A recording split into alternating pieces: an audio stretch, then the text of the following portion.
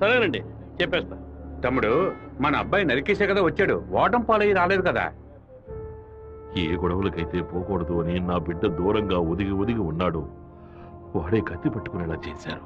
ఇలా చూడు ఓబులేసు, రోడ్లో వచ్చేపోయేవాళ్ళందరూ సెల్ తో ఫోటోలు తీశారు. ఈవినింగ్ పేపర్ లో న్యూస్ వచ్చేస్తుంది. ఖచ్చితంగా రిమాండ్ చేసే తీరాలి. కేసు రాసేటప్పుడు పర్సనల్ మోటివ్ వేయలేదు, ఆత్మరక్షణ కోసమే నరికాడని రాయి. మెయిన్ మ్యాటర్ లో నరికినోడే స్వయంగా సరెండర్ అయ్యాడు అని అండర్లైన్ చేసి మరీ రాయి. అప్పుడేనయ్యా బాబుని బెయిల్ మీద విడిపించగలం.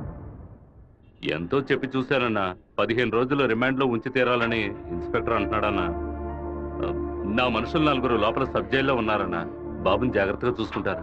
అన్నీ నాకు తెలియకుండా దాచిపెట్టేశాను. రాజకీయ నాయకుల్ని నమ్ముకునే మేము పొట్ట కడుపుకుంటున్నాం. నన్ను ఏం చేయమంటావన్నా? క్షమించన్నా. వెళ్ళు వెళ్ళు. రాజశేఖర్ ఇప్పుడు ఎక్కడ ఉన్నాడు? పార్టీ మీటింగ్ అని హైదరాబాద్ వెళ్ళాడు. చిన్నగా హైదరాబాద్కి పోనిపో. వాడు శాస్త్రసభ నుంచి బయటకు వచ్చేటప్పుడు అక్కడే వాడిని నరికి పారేస్తా. నాన్న, మీరేం టెన్షన్ అవ్వకండి. మీరు కంగారు పడితే వాళ్ళు వేసిన ప్లాన్లో సగం గెలిచినట్టే. మీరు ఊరికి బయలుదేరండి, తర్వాత ఏం చేయాలో మెల్లగా ఆలోచించుకోవచ్చు. అయ్యా, టైం అయింది, కోర్టుకు తీసుకెళ్ళాలి.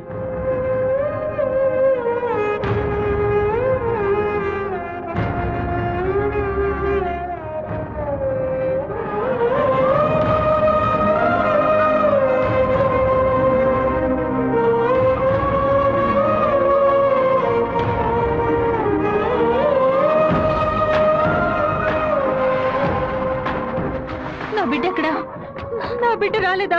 వాడిని జైల్లో పడేస్తారా? ఇందుకేనా వాడిని ఊరికి పంపించింది? భగవంతుడా, నా కడుపు మండిపోతుంది. ఒక్కరోజు కూడా వాడిని చూడకుండా ఉండలేదే. ఎప్పుడైతే నా కొడుకుని లేపడానికి వాడు ప్లాన్ వేశాడో ఇంకా వాడు బతకడానికి వీల్లేదు. హైదరాబాద్ వెళ్ళి వాడి పొట్ట కోసేసి ఆ పేగులు మెడ వేసుకొచ్చేనా? వాడు ఊరితో గొడవ పడలేదు, నాతో గొడవ పడ్డాడు. వాడిని నేనే నరికి చంపాలి. ఏ రోజైతే వాడు ఈ ఊళ్ళో అడుగు పెడతాడో ఆ మరుక్షణమే వాడి తల తెగి. అన్నా, ఈరభద్రం కొడుకులు లేపేయడానికి మనమే మనుషులు పంపామని అతనికి తెలిసిపోయింది. ఇప్పుడు ఊరికి వెళ్తే మనల్ని ఊరికి వదలడు. అవునన్నా. ఇక్కడ మంత్రి వరదరాజుల ప్రాబ్లం పెద్దదిగా ఉంది. సరే, ముందు నువ్వు హోటల్ రూమ్ ని ఖాళీ చేసి అలాగే ఎమ్మెల్యే హాస్టల్. అలాగే అలాగేనా?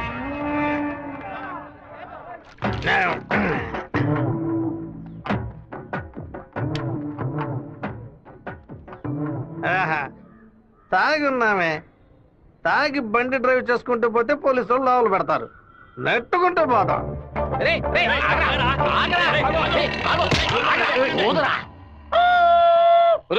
సరిగ్గా ఊదరా. ఇదిగో ఊదుతున్నానయ్యా.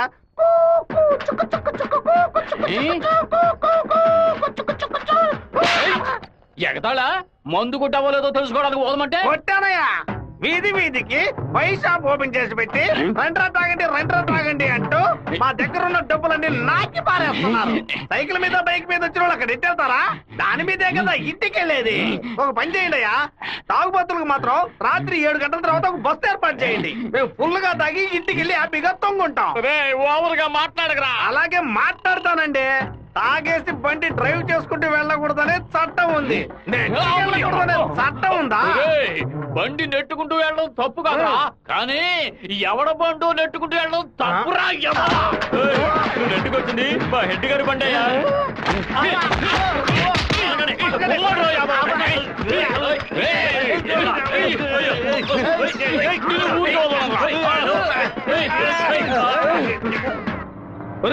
బాబు వచ్చేసాడు.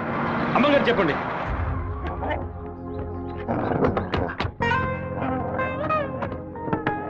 తూర్పు వైపు తిరిగి కూర్చోండి బాబు. కూర్చో.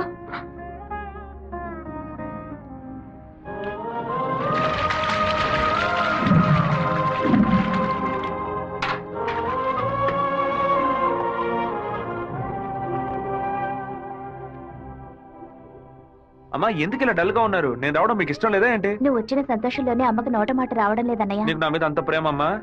ఏంట్రా గబుక్కుని అలా అడిగేశావు? మరేంటమ్మా, ఇన్ని నీళ్లు నా తల మీద పోసావే, చూసుకోవడానికి తుండుకుంటైనా ఇచ్చావా? దీనికి ఏం తక్కువ లేదు. ఉండు, తలదుడుస్తాను. లక్ష్మి, లోపలికి వెళ్ళి అటెండెన్స్ చేసి గిఫ్ట్ ఇచ్చేసి వెంటనే వచ్చేయాలి. మరైతే నువ్వు రావా? నీ ఫ్రెండ్ పెళ్లికి నన్ను చేంజ్ చేయమంటావు? నేను ఒంటరిగా వెళ్ళేనని నాన్నకి తెలిసిందో నేను చెదకుపోతారు. రా అన్నయ్య. అమ్మ వాళ్ళు రాలేదా? నువ్వు ఎప్పుడు ఊరెళ్తున్నావే?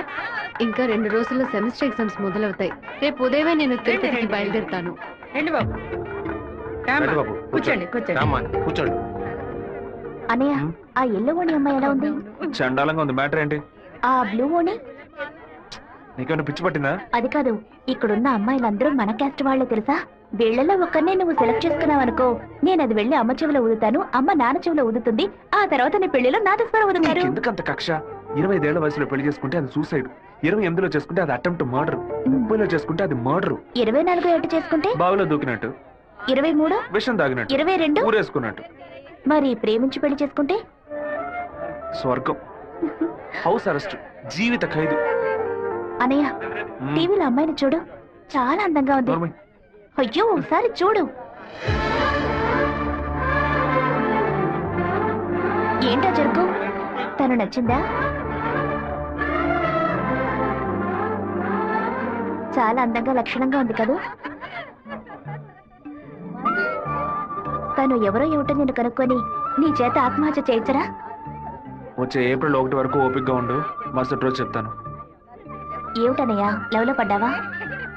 ఒక అమ్మాయి అంగీకారం కోసం 6 నెలలుగా వెయిట్ చేస్తున్నాను. తనేం చెప్తుందో తెలియట్లేదు. నిన్ను తన గుండెల్లోనా పెట్టుకున్న కుర్రాడమ్మా, అయ్యయ్యో వాడి మనసు గిల్లొద్దే. 3 నెలలు 6 నెలలు కాచుకున్న పిల్లాడమ్మా, నువ్వింకా వాడి మనసు చంపొద్దే, నువ్వు చంపొద్దే, ఓ చంపొద్దే. నన్ను చూసి పోవే, నువ్వు నన్నే చూసి పోవే, మాట చెప్పి పోవే, ఒక మాటే చెప్పి పోవే. నన్ను చూసి పోవే, నువ్వు నన్నే చూసి పోవే, మాట చెప్పి పోవే, ఒక మాటే చెప్పి పోవే. కాచుకున్న 6 మాసాలు, కళ్ళు తెరిచి కలలు కన్నా 3 మాసాలు. ఏదో జరిగెను, హృదయం కరిగెను, మనసే మరిగెను, అవును అన్న మాట కోసం. నన్ను చూసి పోవే, నువ్వు నన్నే చూసి పోవే, మాట చెప్పి పోవే, ఒక మాటే చెప్పి పోవే. నిన్ను తన గుండెలోనా పెట్టుకున్న కుర్రాడమ్మా, అయ్యయ్యో వాడి మనసు గిల్లొద్దే. 3 నెలలు 6 నెలలు కాచుకున్న పిల్లాడమ్మా, నువ్వింకా వాడి మనసు చంపొద్దే.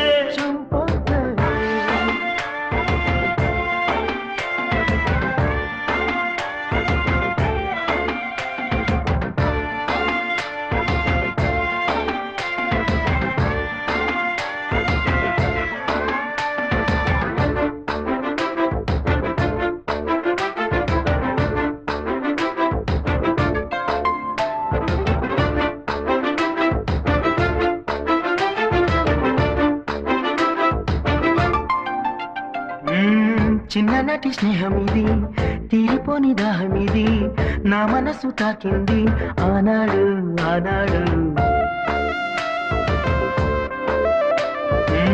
మోజుగంట కొట్టింది, గుండె తలుపు తట్టింది, ప్రేమ ఏదో పుట్టింది ఈనాడు ఈనాడు. నేస్తమా నేస్తమా, నాలో నేను ఏడుస్తున్నా నువ్వు చెప్పే మాట కోసం. నన్ను చూసి పోవే, నువ్వు నన్నే చూసి పోవే, మాట చెప్పి పోవే, ఒక మాటే చెప్పి పోవే.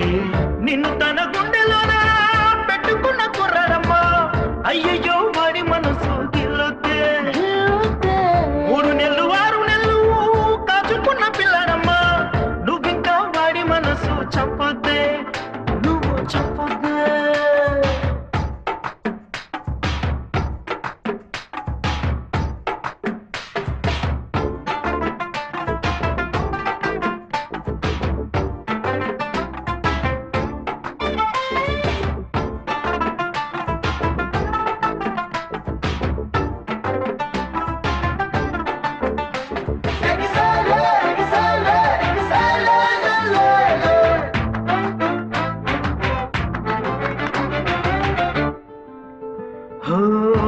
కళ్ళతోటి ఇలా వేచి వేచి నీ కోసం వెళపాల లేకుండా చూసానే చూసానే.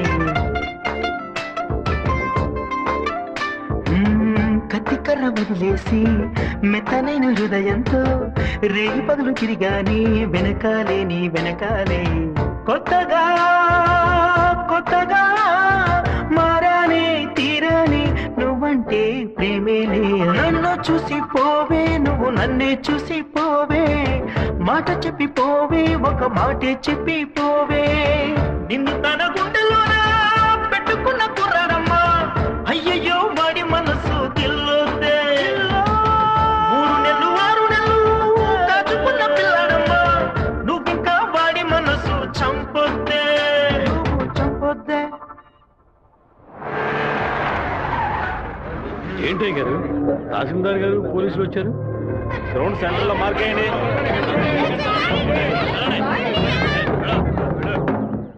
ఏంటో అర్థం కావట్లేదా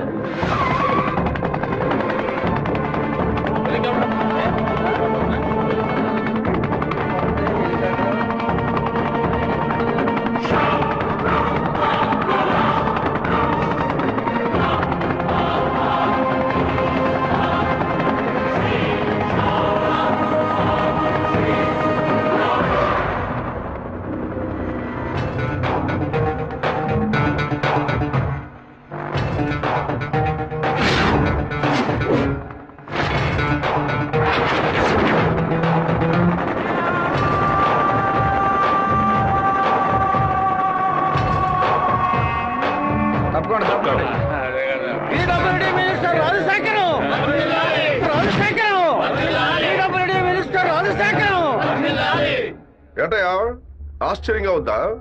బానిసగా నీ ముందు నించిన వాడు ఎలా మంత్రి అయ్యాడనుకుంటున్నావా?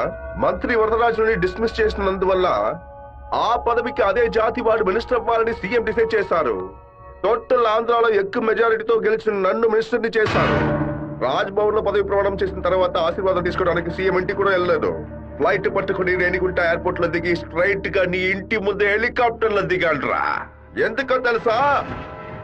ఆ రోజు అంతమంది ముందు ఆ ఎమ్మెల్యే అని కూడా చూడకుండా నా చెంప మీద కొట్టావు కదా, ఆ అవమానాన్ని తుడిచి పారేయడానికి. ఇదిగో పప్పుల్లో కింగ్ పిస్తా, పదవుల్లో కింగ్ మంత్రిరా. ఆ పదవితో నిన్న ఒక ఆట ఆడించకపోతే నా పేరు రాజశేఖర్ కాదు. ఆ రోజు 120 ఎకరాలు కొనేందుకు చింతలేసావు కదా, ఇంకా 6 నెలల్లో ఆంధ్రాలో 1200 ఎకరాలు కొని చూపిస్తాను. ఏం పీక్కుతావు? మొన్న ఏం మాట్లాడావు?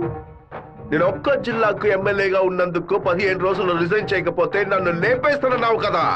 ఈ రోజు ఆంధ్రాలో ఉన్న అన్ని జిల్లాలకు నేను మంత్రుడిరా. ఏం చెయ్యగలవయ్యా? ఏం పీక్కలవయ్యా నువ్వు? ఆ రోజు అందరి ముందు నన్ను కొట్టినందుకు నిన్ను నేను కొడతాను. అది మాత్రమే కాదు, నీ తలకాయ తెగ నరుకుతాను. మినిస్టర్ రాజశేఖరం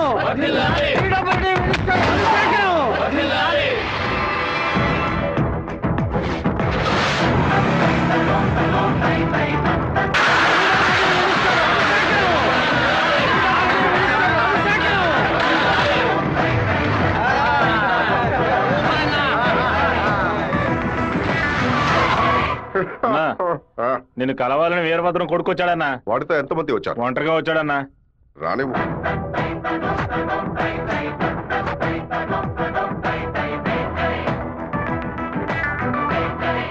నేను మీతో కొంచెం ఒంటరిగా మాట్లాడాను. నువ్వేంట నాతో మాట్లాడేది? ఏదైనా అందరి ముందు చెప్పు. నేను ఒంటరిగా వచ్చాను, భయం లేకుండా. మీకెందుకు భయం? ఎవరికరా భయం? వెళ్ళవయ్యా, పోండి, బయటపోండి. ఏం మాట్లాడాలి? పప్పుల్లో కింగ్ పిస్తా, పదవుల్లో కింగ్ మంత్రి అన్నారుగా.